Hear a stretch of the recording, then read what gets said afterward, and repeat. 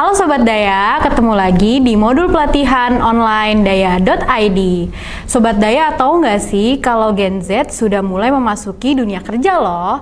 Tapi sayangnya banyak banget stigma-stigma negatif yang bermunculan mengenai kinerja Gen Z. Sebenarnya apa sih yang terjadi dan apakah stigma-stigma negatif itu benar? Yuk dengerin penjelasannya dari expert daya.id, Mbak Haura. Gen Z ini, Gen Z itu. Mbak Haura, sebenarnya ada apa sih dengan Gen Z? Generasi Z itu adalah generasi yang mulai memasuki dunia kerja. Biasanya tahun kelahirannya berkisar antara 1997 sampai 2012. Nah, karena pendatang baru nih di tempat kerja, jadi mulai banyak diomongin. Katanya sih stigma-stigma terkait Gen Z itu antara lain banyak alasan tentang mental health, kemudian banyak nuntut, bagus di luar tapi nggak bisa ditekan. Jadi kalau menurut Sobat Daya, gimana nih pengalamannya kalau ketemu sama Gen Z? Masa sih Mbak? Tapi sebenarnya karakter Gen Z tuh gimana sih? Dari riset dan literatur terkait Gen Z, ada beberapa karakteristik penting nih terkait Gen Z.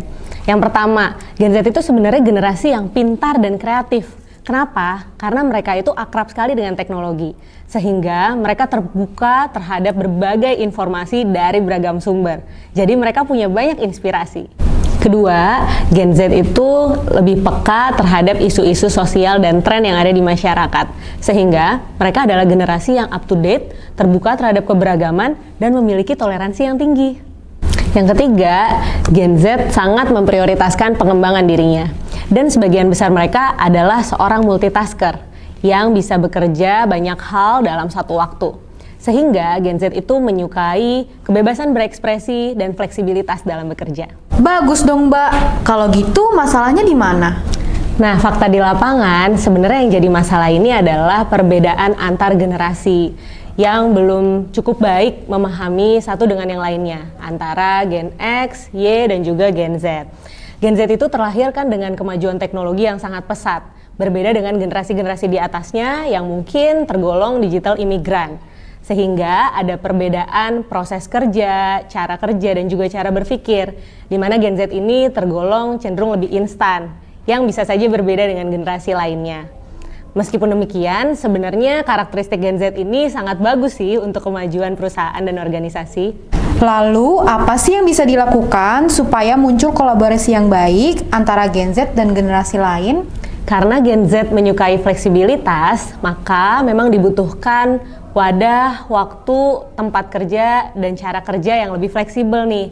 Sehingga mereka dapat kebebasan untuk berekspresi dari mana saja, kapan saja, yang penting hasilnya tetap tercapai. Lalu, untuk bisa berkolaborasi dengan baik, maka komunikasi adalah kuncinya.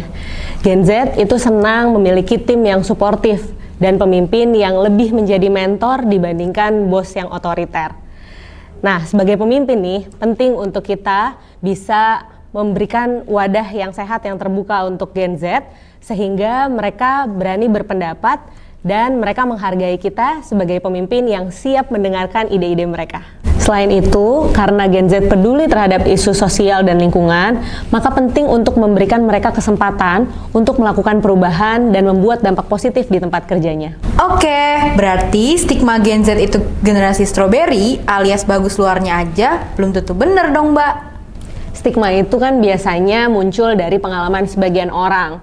Nah, pada dasarnya manusia itu beda-beda banget, tidak bisa dengan mudah digeneralisasi, termasuk label terkait generasi strawberry.